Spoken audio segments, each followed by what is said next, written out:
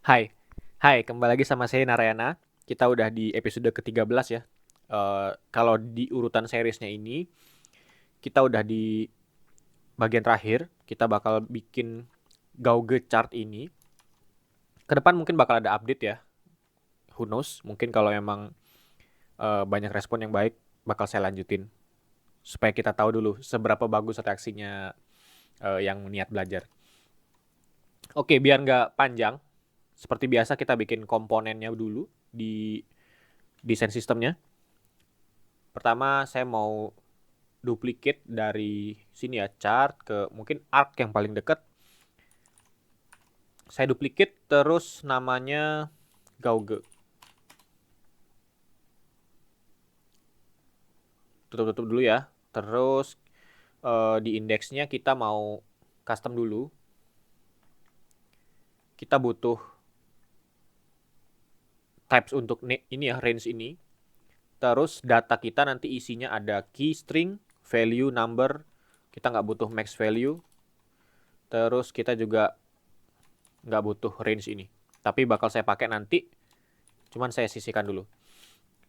Terus untuk optionsnya kita butuh ini ya, yang pertama kali ada butuh percentage buat bikin garisnya ini ya. Mau nunjuk kemana? Apa ya istilahnya? Needle, jarumnya bakal nunjuk kemana gitu. Pakai persentase nanti. Persentasenya kita batasin inputan usernya bagaimana. Lucu ya, ada di options tapi nanti setelah jadi saya bakal jelaskan kenapa saya taruh di sini. Nah, terus buat option-option untuk lebarnya itu kita kasih number dan opsional atau undefined ya, number atau undefined. Height-nya juga begitu. Berikutnya ada margin, tapi margin ini ada top right left bottomnya juga. Dan nilainya semuanya uh, opsional. Top, right, bottom, left. Berikutnya props. Untuk propsnya ini karena di contoh sekarang cuma ada dua ya, satu sama dua gini. Kita buat aja seperti ini.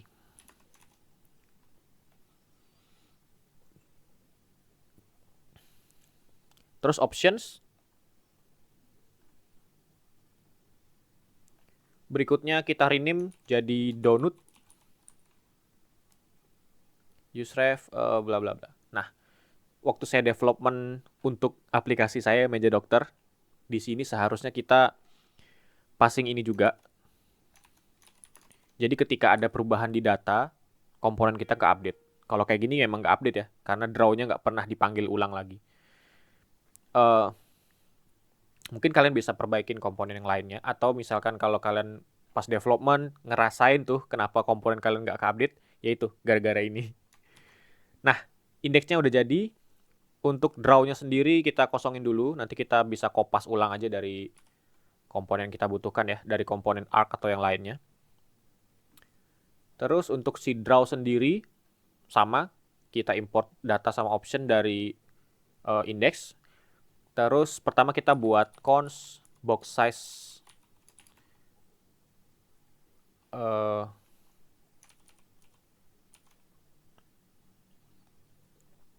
box size.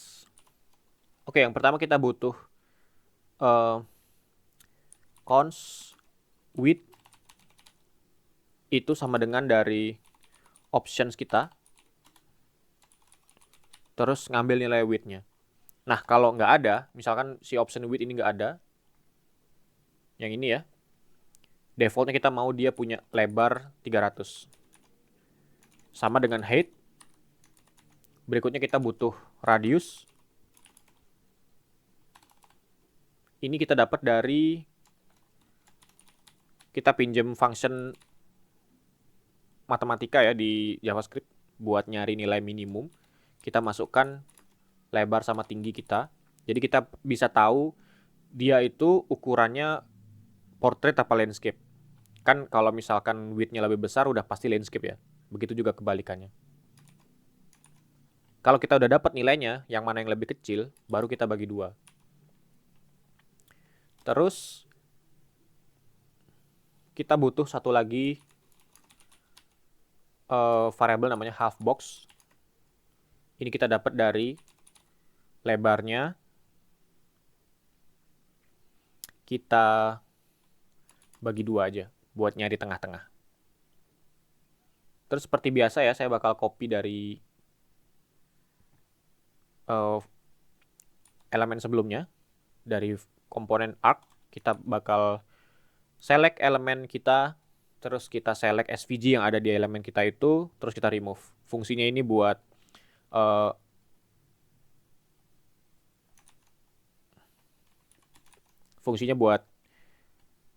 ngehapus komponen sebelumnya. Karena kan ini ya, steps kita simpan, hot module reloadnya nge-refresh, terus dia ngedraw ulang, akhirnya dia numpukin file ulang lagi. Ada elemen baru lagi. Padahal itu elemen sebelumnya. Jadi kayak double chartnya.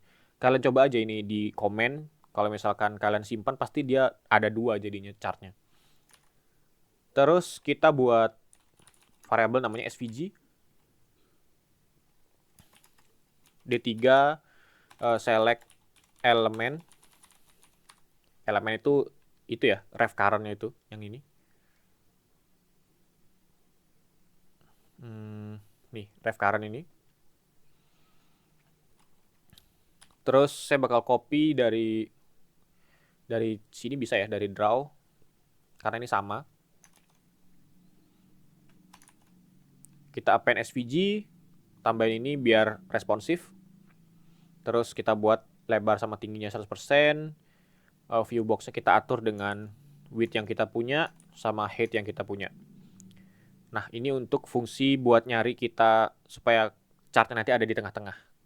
Seperti itu. Kalian bisa melakukan logic yang lain ya, nggak harus kayak gini. Nanti bisa disesuaikan. Nah, pertama kita butuh variabel namanya start angle. Start angle ini kita dapat dari fungsi matematika ya, si mathpy. Kita bagi 2. Kenapa harus ada minus? Setelah kita bikin komponen ke storybook, bakal saya tunjukin kenapa. Oke. Terus kita butuh end angle. Kita defaultnya buat ke 0 dulu. Terus kita perlu buat variabel namanya maksimum. Kita cari dari data kita ya, yang bakal kita passing. Kita reduce. Reduce itu apa? Kalian bisa belajar dari sini langsung ya. Dari websitenya Mozilla Developer. Intinya dia buat perulangan, terus nilai akhirnya itu hasil dari akumulator yang dari loopingnya itu. Tergantung kalian melakukan perubahan apa di loopingnya. Biar nggak terlalu ngawang ya.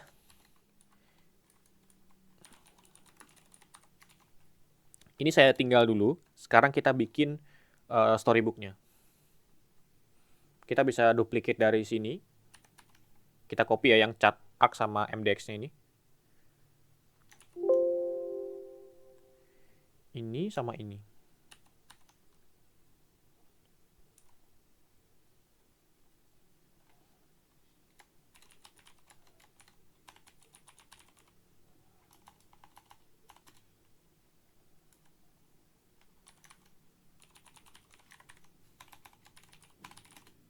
Oke. Buka terus di sini nggak ada yang berubah ya. Tinggal kata ganti aja namanya supaya bisa narget ke sini. Yang di sini tinggal kita sesuaikan juga. Ini udah pasti manggil Gauge. Terus warna backgroundnya biar kita dapat warna yang sama ya seperti ini. Kalian bisa copy di sini warna ini. BG. Terus lebarnya kita buat 96 mungkin ya. Nah, si Gauge ini nanti dia bakal punya percentage contoh 50%. Persennya nggak usah diajak. Yang penting value-nya 50. Kan kita udah kasih range dia antara 1 sampai 100 ya. Jadi kita nggak bisa nginput segitu. Kita pakai 56 mungkin ya contohnya. Lebarnya 300, height-nya 200. Nah, sampai sini kita bisa hapus data terakhir. Kan tadi kita udah maksa nih value-nya itu seperti ini contohnya. T-data dalam array. Berarti cuma 2 kita bisa kasih. Kalau kalian mau, ini bisa kita buat seperti ini yang sebelumnya ya. Jadi cuma 2. Tapi tergantung. Untuk di kasus ini, saya bakal buat seperti itu aja. Untuk value-value-nya, kita bisa hapus ini. Level, value, terus ini kita nggak butuh ya. Key value color, Oke. Dapat ini. Sekarang kita bisa lanjut ke gambar. Nah, ini sebelumnya sudah saya run.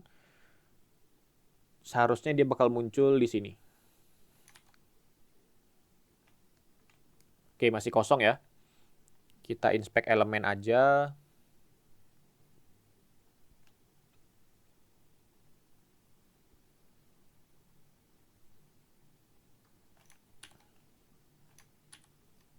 Oke, semoga kelihatan segitu.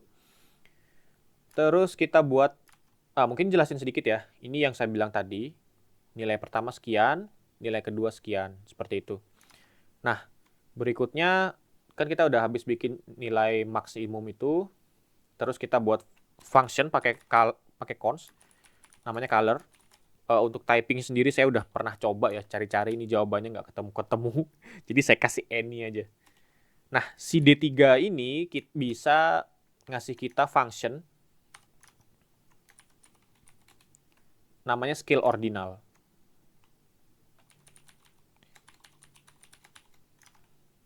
Scale ordinal itu saya dapat dari sini ya. Pokoknya kalau urusan scaling, dia ada di bagian sini. Fungsinya scaling itu buat nyari sumbu-sumbu X, sumbu Y, seperti itu. Nah, perhitungannya itu, kalian kan punya inputan minimum sampai maksimumnya dong. Itu mereka dapat dari data-data yang kalian input. Misalkan ada value yang pertama 1000, berikutnya 1200, berikutnya 80, kayak gitu-gitu. Nah, mereka itu function-function ini ngebantu kalian buat nyari garisnya. Jadi setiap garisnya bakal punya tick masing-masing. Dengan mereka buat logic dari inputan kalian, dari values-nya, makanya dapat ada yang bentuknya garis lurus, ada yang bentuknya bar chart, makanya bisa buat macam-macam dari situ. Ada yang bentuknya pie seperti ini. Nah, dari pie itu bisa kita kembangkan jadi gauge lah salah satunya.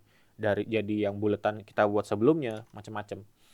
Nah, di sini kalau nggak salah scale ordinal, nih ya, ordinal scales dengan inputan seperti ini, kita bisa buat lingkarannya nanti. Nah, dari contoh ini kita bakal buat domainnya itu dari data.map, terus datanya itu kita ambil yang key untuk domainnya. Untuk range-nya, ini shorthand-nya seperti ini ya. Shorthand-nya bisa langsung di dalam scale ordinal. Cuman kalau dipanggil lewat function dia bakal gini, domain sama range. Nah, untuk range-nya kita masukin masukin color-nya. Jadi dengan key sekian, color-nya sekian. Nah, ini fungsi yang bakal kita gunakan buat ngedetermine atau mencari nilai buat warnanya. Jadi di perulangan pertama dapat yang warna ini, kedua ini, dan seterusnya. Dan seterusnya. Nah, di looping nanti kita buat variabel namanya i, buat helper kita bikin perulangan. Terus kita bakal perulangan pakai for of, karena data kita array. Kita masukin datanya, terus di pertama ini bakal kita buat value in percent. Jadi inputan data kita yang dimasukin sama user atau sama developer yang pakai komponen ini, kita cari nilai persentasenya dulu. Kita dapat dari iterator.value dibagi nilai maksimumnya. Maksimumnya udah kita dapat di sini ya. Belum selesai ternyata fungsinya. Max adalah ACC plus, bukan max ya, berarti ini function sum sih lebih tepatnya. Karena kita mencari nilai 1 sama nilai 2 dijumlahkan. Ya ini sebenarnya nilai sumnya ya, sum. Oke, seperti itulah. Nah, ini saya bakal bikin singkat aja pakai seperti ini. Jadi nilai ACC sebelumnya ditambah dengan nilai value dalam perulangan saat itu. Jadi dia berulang 2 kali dijumlahkan. Sebenarnya saya nyari nilai sum ini bukan max. Mungkin biar aman kita buat sum aja. Nah, nilai ini sama ya seperti di matematika kalau kita belajar dulu. Kalau kita bungkus dalam kurung berarti ini dikerjakan duluan sama programnya. Nah, itu dikali 50. Dari mana dapat angka 50? Saya mau kasih tahu sendiri. Sebenarnya di awal udah di yang ini saya pernah jelaskan juga sedikit ya. Jadi kalau kita mau cari full kan, itu kan 100% ya bulatan ini. Kita cuma butuh setengahnya karena di sini kan cuma segitu. 50, makanya saya kali 50%. Nah, kenapa yang ini math pi dibagi 2? Karena math pi itu adalah setengah lingkaran. Jadi kalau mau cari full kelilingnya lingkaran, kalau nggak salah rumus matematikanya math pi kali 2. Seperti itu. Makanya ada istilah-istilah seperti ini. Terus ini kenapa ada minus? Tadi math pi saya bilang kan setengah lingkaran ya. Dari sini sampai sini. Kalau dibagi 2 kan setengahnya kan segini. Dikasih minus berarti yang bulatan ini. Coba saya peragakan ya.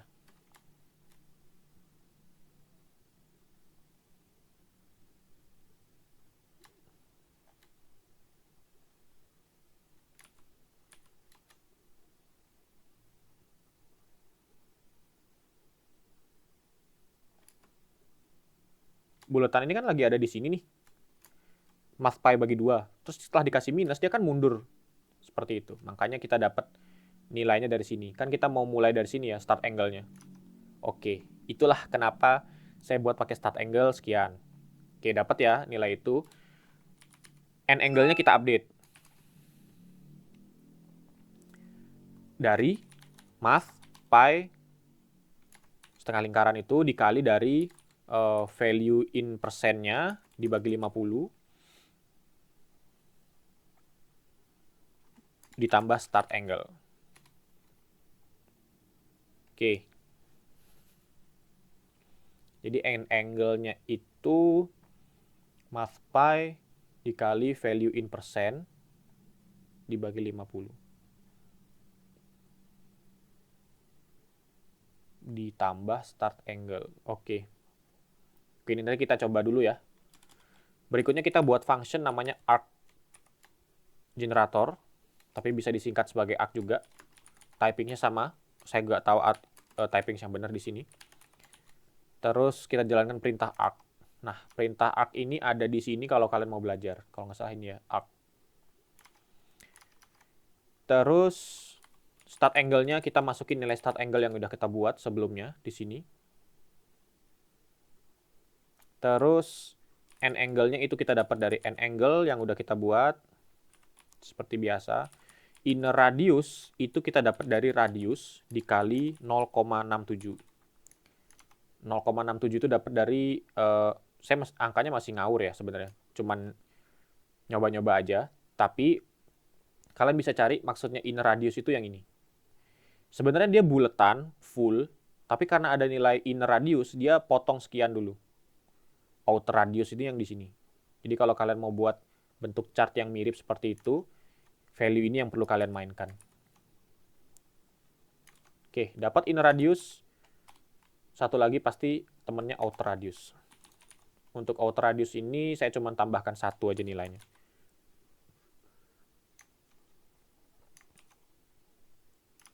Oke, sampai situ. Mana dia? Belum ada ya, karena belum kita gambar chartnya. Nah, si start angle, karena value-nya tadi udah kita pakai, sekarang kita mau manipulasi lagi si start angle ini. Start angle sama dengan n angle. Jadi dia dimulai dari sini kan sampai n angle ya. Terus perulangan berikutnya, dia dimulai dari sini ditambah dengan tergantung nilai dia berapa. Seperti itu. Nanti punyalah dia desain seperti ini. Oh, mungkin saya udah panjang ngomong. Perlu kita tunjukin dulu nih contohnya. Ini hasil jadinya seperti ini kurang lebih. Saya udah tambahkan animasi juga supaya needle atau jarumnya tuh cus gitu. Nanti kita belajar juga. Dari sini sekian sekian. Nah, oke. Tadi sampai mana ya? Nah, berikutnya di bawah sini kita bisa buat function pi. Pi itu adalah, jangan lupa di typing any ya, kalau nggak gitu bakal ngomel soalnya. D3 pi. Sama, pi itu kalian bisa cari di sini kalau nggak salah. Ini ya. Pi kita pad angle. Pad angle ini kalau nggak salah yang ini ya, bisa kita kasih padding angle. Kalau kalian lihat di sini ada jarak sedikit. Nah, saya dapat nilainya 0,02. Itu hasil coba-coba juga, jadi nggak bisa nilai exact value dari Figma, seperti itu. Setelah kita kasih pad angle, kita kasih tahu value-nya itu adalah D value. Ini di typing saja, pakai any biar errornya hilang. Saya nggak tahu ya, benar-benar udah nyoba, tapi nggak ketemu jawabannya buat nyari itu. Oke, terus kita buat pengecekan kalau I sama dengan 0, kita mau di perulangan pertama aja ya. Kita tolong buatkan SVG, kita append sebuah teks.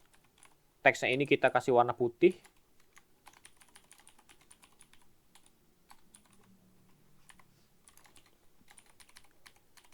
Kalian bisa buat optionsnya ini, silahkan. Karena di kasus ini kita butuh warna putih, kita mau bikin ini ya, nilai-nilai yang muncul di sini sama di sini. Makanya saya buat seperti ini. Font size-nya kita kasih 12. Teks, isi teksnya dari, kita kan udah pernah buat value in percent ya, value in percent. Kita parse dulu, value in percent dikali 2. Terus kita kasih satu angka di belakang koma, to fix 1, seperti itu, satu angka di belakang koma. Oke, baru kita tambahin persentasenya. Salah di sini. Oke, sampai situ. Terus teksnya kita kasih atribut lagi, teks anchor, supaya dia di tengah-tengah ya.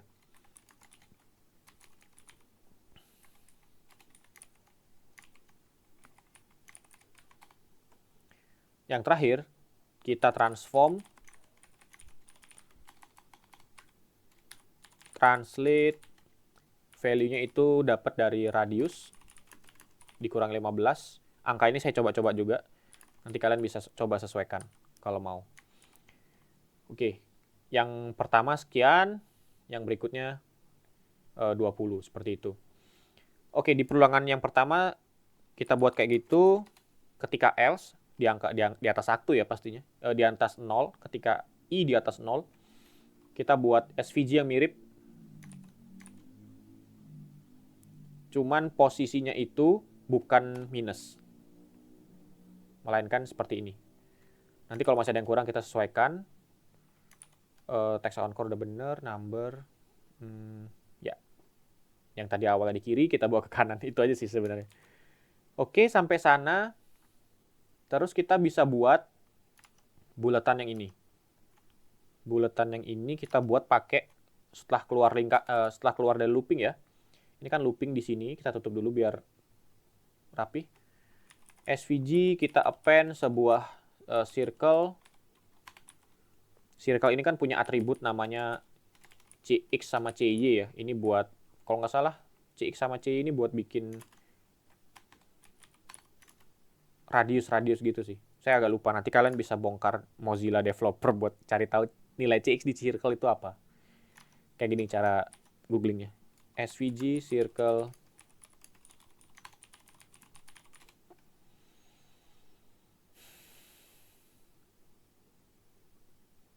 Oh, X sama Y koordinat. Itulah intinya. CX kita buat 0. Terus CY-nya juga kita buat 0. Nggak nurun juga. Jari-jari ya, kalau nggak salah R itu, kalian ingat kan dulu waktu belajar R itu jari-jari ya. Kita dapat dari half box, kita kurangin radius, kita kali dengan 0,67. Sama dengan angka ini ya. Mana tadi 0,67? Ini ada di perulangan. Nih, sini. Terus habis kita kasih jari-jari, kita kasih stroke dengan warna putih. Oke, berikutnya lebar stroke-nya berapa?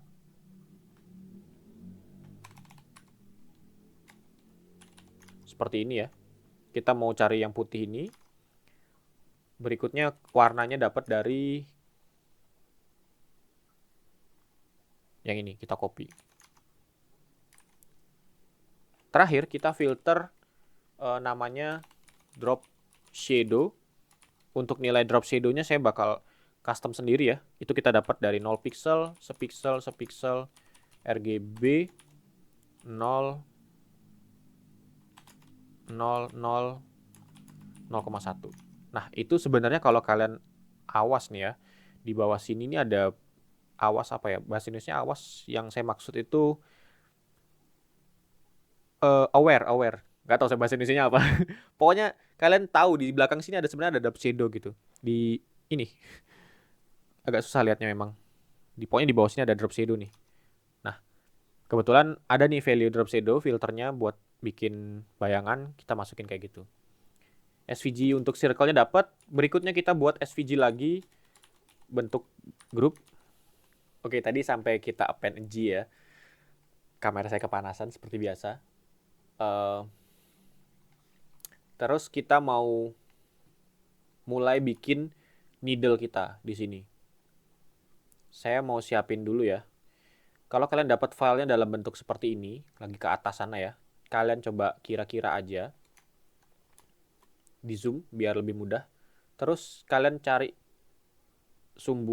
dari sumbu Y sini, dari ruler yang atas, kalian tarik guide baru ya. Terus kalian select sampai dapat nih. Wah, nih. Oke, ini udah cukup tengah-tengah ya kayaknya. Saya eyeballing doang nih. Eyeball itu istilah buat ngukurnya pakai mata gitu. Nggak ada datanya sama sekali buat cross check. Rasanya udah tengah-tengah nih.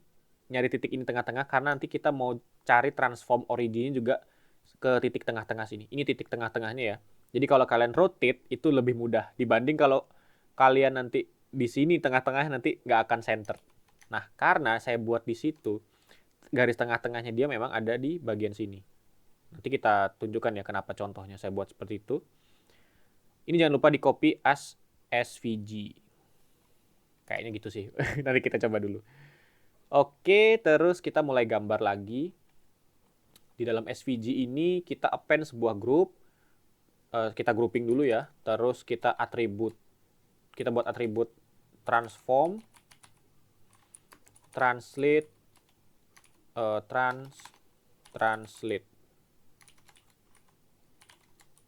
Minus 20, minus 10. Ini nilai ini yang saya dapat dari buat narik garis tengah-tengahnya ini ya. Ini kok nggak mau turun sih. Oke. Terus kita panggil si grup ini. Grupnya kita append sebuah path baru. Karena saya mau bikin path ini di dalam grup. Jadi kita bisa mudah kontrol buat rotate segala macem. Groupingnya tetap ada di posisinya dia dengan translation sekian. Terus kita buat path baru di dalam grup itu. Nah, itu trik yang saya lakukan minimal ya. Terus kita kasih atribut. Kita namain kelas. Kelasnya itu needle.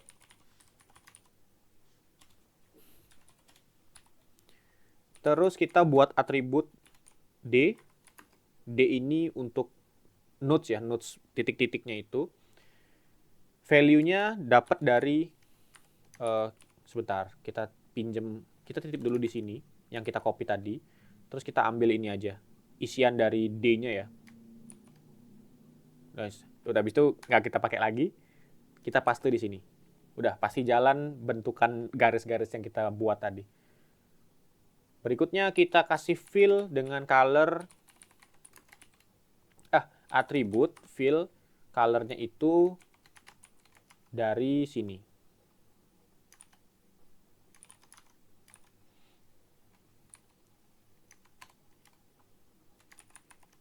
Terus kita kasih transform origin ya. Itu yang saya bilang tadi, nyari garis titik tengahnya. Saya udah coba-coba sendiri, dapatnya value-nya itu 19 sama 10. Ini sumbu X sama sumbu Y-nya kita geser. Yang awalnya dia ada di tengah-tengah sini, kita tarik sampai ketemu di tengah-tengahnya biar mereka anggap ini garis titik buat ngetransformnya gitu. Transform origin itu. Gimana ya jelaskannya? Kalau di Illustrator ya, Adobe Illustrator dulu saya pernah belajar. Jadi ini kan objek kalian nih. Tengah-tengahnya itu kan secara default adalah transform originnya ya. Nah, kita mau transform titik buat ngetransformnya itu. Transform ini kan bisa macam-macam. Ada rotate, ada skewer ya. Kalau nggak salah skewer itu yang atas ketarik sekian, yang bawah ketarik sekian gitu. Macam-macam, ada perspektif lah segala macam. Rotate yang kita butuhkan kasus sekarang ada rotationnya. Nah, makanya kita perlu tarik dulu garis transformnya, baru kita lakukan transformnya. Sekarang saya bilang tadi, lakukan transformnya, rotate, kita kasih value-nya 0 dulu, karena kita mau animasikan. Nah, setelah kita gambar nih, si needle, kalau nggak salah sih seharusnya udah mulai muncul ya. Oke, udah mulai muncul seperti ini. Terus di bawahnya kita buat T ini kalau nggak salah function untuk bikin transition ya. Kita namain T. D3 transition. Duration-nya itu 750. Kita tambahin easing in.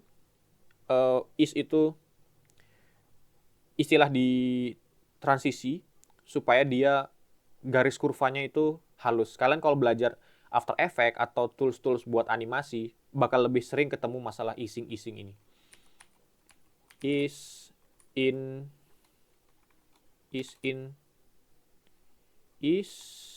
as in out. Kayaknya yang ini sih yang saya perlukan.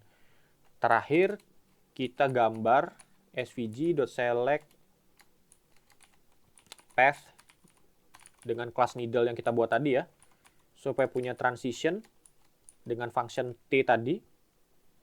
Terus atributnya kita geser, yang awalnya transform tadi rotate 0, sekarang kita buat rotate-nya jadi 120.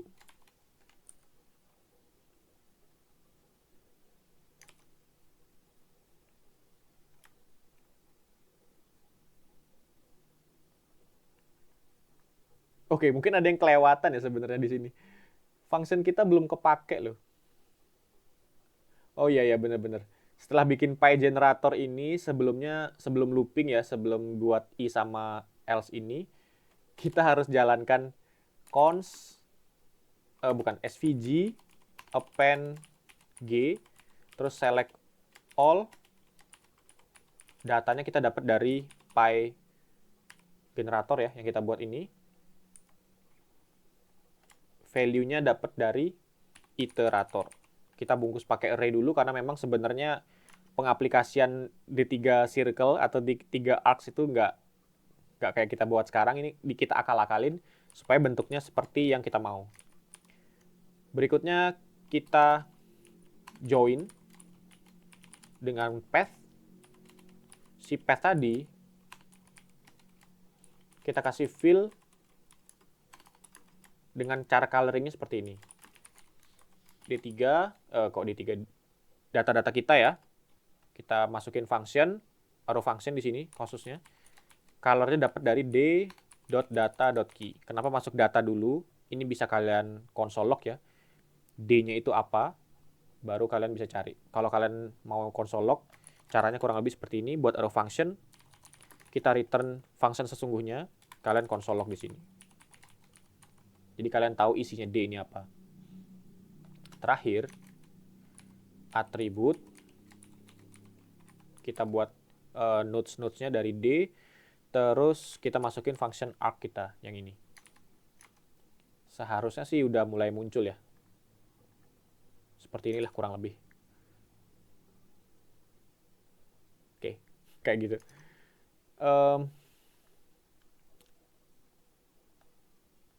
Misal nih ya, kalau kita rubah, seharusnya ini juga ikut berubah garis.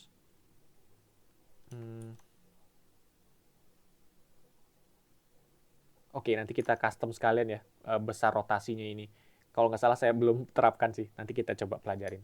Oke, the moment of truth nih. Tadi saya sempat dingin kamera sama belajar. Ada yang bug ya. Oke. Jadi ini dihidupin aja. Di sini kurang gitu. Kurang tutup. Sama di sini kurang, kita jumlahkan perulangannya. Atau sebenarnya kalau kalian pakai for yang biasa ya, kan itu udah otomatis ada penjumlahan i-nya. Sama aja, intinya perulangan. Terus ya, dengan perubahan 2 tadi, dia sudah mau seperti itu ya. Oke, transitionnya juga udah jalan. Sekarang yang masih kurang itu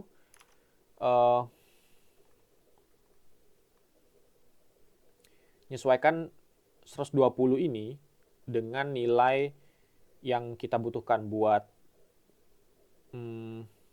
kan kita nginput di sini 26% nih percentage-nya. Jadi kita perlu pikirkan itu supaya dapat.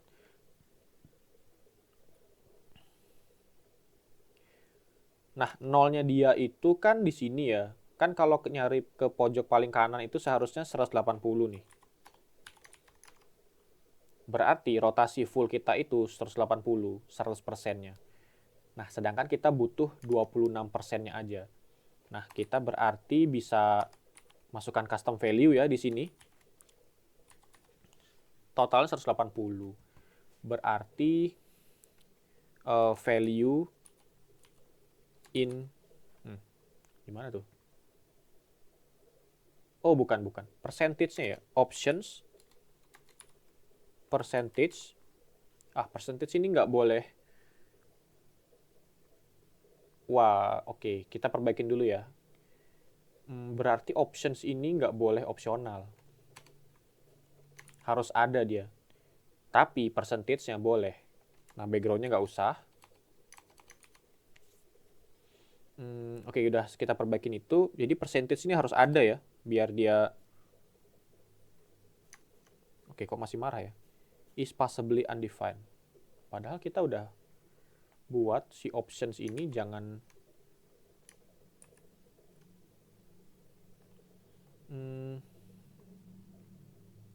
Oh iya, di sini kita buat seperti ini. Oke. Options itu adalah ya, tidak opsional. Oke, terus kita udah pastikan ya di sini ini dikali dengan 180.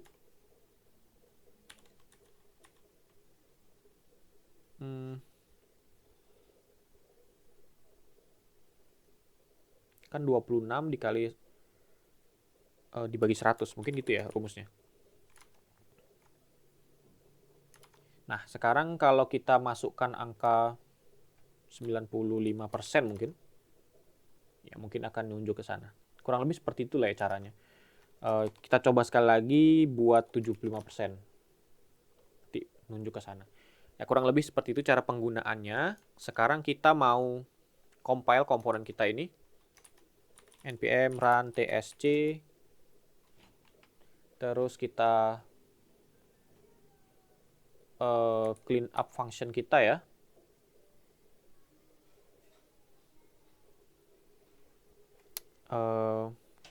Create Gauge chart. Kok ada 2? Oke, bener. Terus jangan lupa kita ritual kita seperti apa ya? Version npm version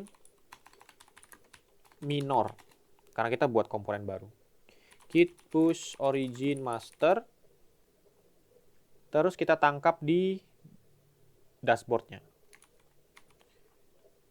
Kita copy ini. npm install.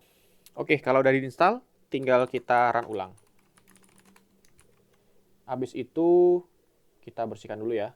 Di page ini kita import chart yang berikutnya ya. Import dari sini Gauge. Terus tinggal kita pasang di section kita. Oh, ini sekalian kita hapus ya. Supaya nggak ada scroll ke bawah kepanjangan. Oh, bukan di sini, ini widget. Oke. Seharusnya dia ada di components ya, add-on terus di sini. Nah, kemarin itu kan di episode sebelumnya kita cuma buat pakai margin ya biar kedorong ke bawah. Nah, seharusnya kita taruh komponen kita di sini. Campaign earnings, ini stack ya. Sekitar sini kayaknya. Campaign earnings, terus .3 ya di sini. .3 seharusnya ada di sini nih.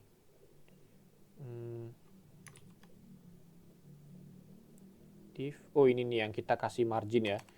Kita matikan dulu marginnya, terus kita import Gauge kita di sini. Nah, isiannya itu kita bisa pinjem dari sini komponennya ya. Oh, mati. Oke, ya kita copy dari sini aja lah. Sama aja. Copy di sini.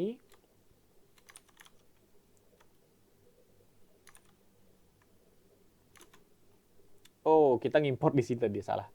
Kita ini cut, terus kita import di sini. Oke.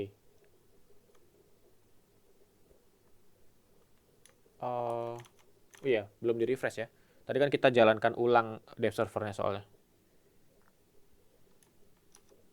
Bentar, dia masih compile. Seharusnya ada di sebelah sini nanti. Ciu. Ya, kurang lebih seperti itulah ya. Dia akan ada sedikit mengecil ya memang karena ngikutin wrappernya. Tinggal kita sesuaikan sedikit lagi. Dia punya sedikit jarak ya antara atas sama bawahnya. Berarti kita dorong yang bawahnya doang sih yang kurang sedikit lagi. Kita bisa dorong yang ini ya sih, margin top mungkin kasih 6. Contohnya kurang lebih seperti itu. Tinggal kalian sesuaikan nanti seperti apa ya. Yeay, akhirnya aduh lumayan juga ya. Agak bolong, seharusnya video ini launch di hari ini ya, tanggal 4. Cuman saya baru baru sempat recordnya. Tadi pagi kurang enak badan soalnya. Nah, kurang lebih tampilan seperti ini. Udah mirip nggak sih? Oh, warna ini yang kurang tipis. Tapi silahkan kalian bisa sesuaikan. Begitulah caranya kurang lebih. Semoga seriesnya ini bisa ngebantu kalian bikin dream apps yang kalian mau. Karena ini dashboardnya ya. Jadi mungkin suatu saat kita belajar juga bikin landing page-nya segala macam. Pernah sih kita buat kalau kalian mau tonton video sebelumnya. Sayangnya nih saya sedih juga karena di awal saya promosikan series ini bakal belajar Next.js, cuman nggak banyak ada app router atau fitur-fitur terbaru dari Next.js yang kita terapkan di sini. Saya agak kurang suka buat hard selling ya, tapi saya bakal bikin kelas di Build with Angga bareng sama Mas Widada nanti. Di sana ada belajar tentang menggunakan app router. Saya janji di sana pasti saya suguhkan fitur-fitur terbarunya, saya sampaikan sejauh apa saya udah belajar dan sudah mencoba menerapkan itu. Yang pasti ada back end-nya juga. Jadi kalau kalian mau belajar jadi full stack, belajar kelas itu seharusnya bisa lebih bagus lagi. Nah, kemungkinannya nih kalau video yang series ini di YouTube saya bisa lebih banyak peminatnya, banyak yang request lanjutannya. Kemungkinan besar kita bakal lanjutkan sampai sini nih di bagian outro. Kalian bisa lihat aja responsifnya kalau misalkan mau belajar berikutnya. Terus implementasi front page. Sebenarnya ini udah kita jelaskan ya. Ini udah kita sambil jalankan. Dark Theme mungkin kalau kalian mau kita bisa belajar Dark Theme nanti. Tinggal kalian komentarin di beberapa video kalau kalian mau. State Management sebenarnya ini juga bagus. Mungkin kita bisa terapkan. Integrasi API, saya sedikit ngelihat ada